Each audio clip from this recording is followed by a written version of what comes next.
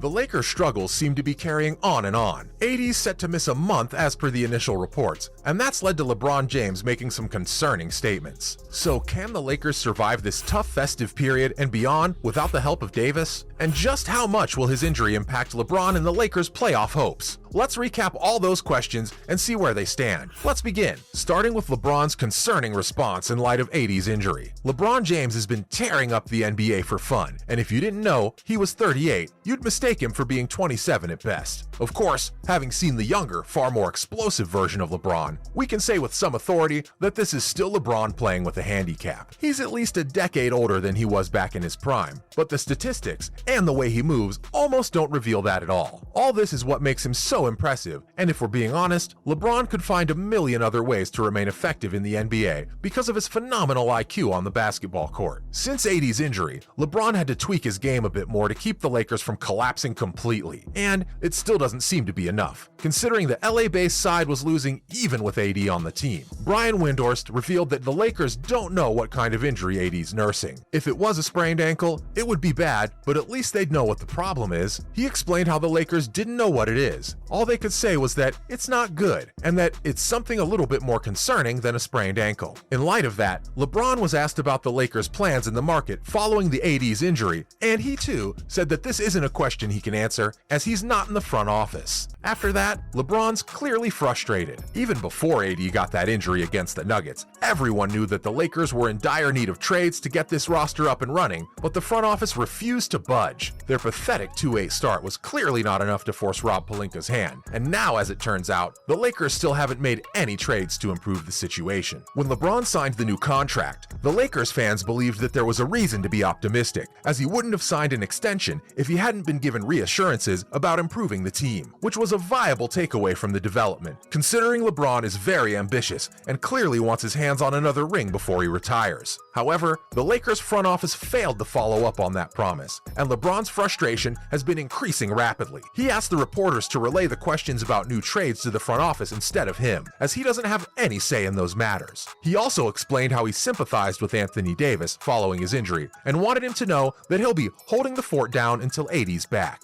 That clearly indicates that LeBron's not got any plans of giving up just because the situation is tough. The man just isn't built that way. However, it's almost unfair to expect the King to be carrying an extremely average team at 38 years of age. It's very painful to watch, and his outrageous performances can no longer paper over the cracks emerging in LA. Adding to that, LeBron hints at possible Lakers exit. Since AD's injury, LeBron averaged over 34 points in the 7 games he's played, but the Lakers have only managed to win 3 of those 7 games, and that's the main concern. It's obvious LeBron's playing out of his skin, and you can't expect him to come out and praise the front office. That's why it was almost fun to see him call out the management. After losing to Miami, James was asked about his future plans and explained how he has no intentions of finishing his career playing at this level from a team aspect. That's as close as he'd ever get to openly blowing up, considering he's a true professional. But he's absolutely spot on too. He's a serial winner. So when LeBron says that playing basketball at this level just to be playing basketball is not in my DNA, we know that he's not making any excuses. He means it, and they need to get him some help or let him leave. The Kings got a guaranteed contract with the Lakers for the next 2 seasons, but there's hardly any chance of him staying beyond the current season if the Lakers don't fix up and start showing some ambition. He pointed out that he's a winner and he wants to win, so we'll see what happens and see how fresh my mind stays over the next couple of years. If anyone still thought that LeBron's being passive, well, you're living in a delusion. The message is as clear as it gets.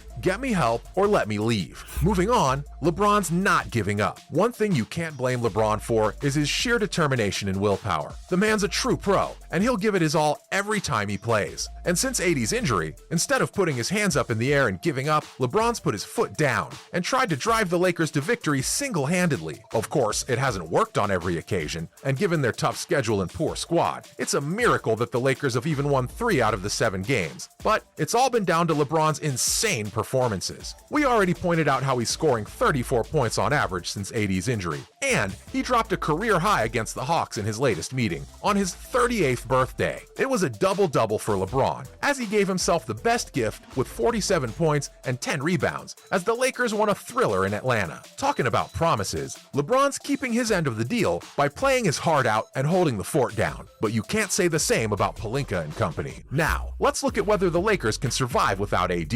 Well, so so far it hasn't looked good. They got off to the perfect start as the Lakers defeated the Nuggets in the same game that AD got injured. Considering the Nuggets are currently top of the Western Conference, you'd expect the Lakers would take some inspiration from that win. But no, the LA side needed everything from LeBron's locker to get past a really poor Washington Wizards side, and then went on a 4-game losing streak, and the worst part was the loss to the 9-24 Charlotte Hornets side. Even though the King came up with a game-high 34 points and game-high 8 rebounds, the Lakers fell in Charlotte. In the last 3 games though, LeBron's inspired the Lakers to 2 more wins, losing only to the Heat, and they'll be hoping to get their revenge on the Hornets the next time the Lakers play in the NBA. With AD on the side, the Lakers could have potentially won at least 2 more of these games, and that would have put them a game behind the Utah Jazz at this point. However, it's obvious that the Hornets' loss has stung them in the worst possible way. If LeBron wants to play in the postseason this season, he'll need to come with some more worldly performances because the Lakers have a very tough schedule coming up. But if the Lakers can get a couple more wins in their next 2 to 3 games, then they can put some daylight between themselves, the Timberwolves, and the Thunder. Up next, the impact of AD's injury on LeBron and the Lakers' playoff hopes. It's obvious that AD's untimely injury has cost the Lakers big time, but just how much have the Lakers and LeBron suffered due to AD's knock? Well, if we take a look at the results, then it becomes increasingly obvious that the Lakers could have been very close to Utah's record had AD not gotten injured. AD and the Lakers were finally beginning to gather some momentum, and given how well LeBron has held the fort, there's reason to believe that they could have even sneaked past the Jazz into 10th place by now. That would have allowed the Lakers to mount a serious playoff challenge, as they'd be close to that .500 mark. However, that hasn't happened, and the Lakers are currently at .417. It means that the slim chance of making the playoffs are getting slimmer and slimmer. For LeBron, this is like a ticking time bomb. 2 consecutive seasons without making the playoffs is something that he wouldn't have imagined at this age. It doesn't help his legacy, and if things don't change dramatically, LeBron would be looking at a season where all he achieved was breaking Kareem's record. Lastly, the latest on AD's injury and glimmer of hope for the Lakers. While the front office hasn't shown any plans of making moves, there's still a glimmer of hope for the Lakers fans, and it comes in the form of an update on AD's injury. Before the Lakers took on the Hawks, Davis told the media that he was feeling a lot better and that the pain had subsided tremendously. While the 29-year-old didn't want to put a timetable on his injury, he did say that it's healing pretty quickly. If anyone had to guess, this was easily the best present LeBron got on his birthday, and it ties closely to what he gave himself, a 47-point birthday bash in Atlanta. Now, if AD's pain has subsided and he gets to return within the next 10 days or so, the Lakers could have him back just in time for the Mavericks game when they make the trip to LA.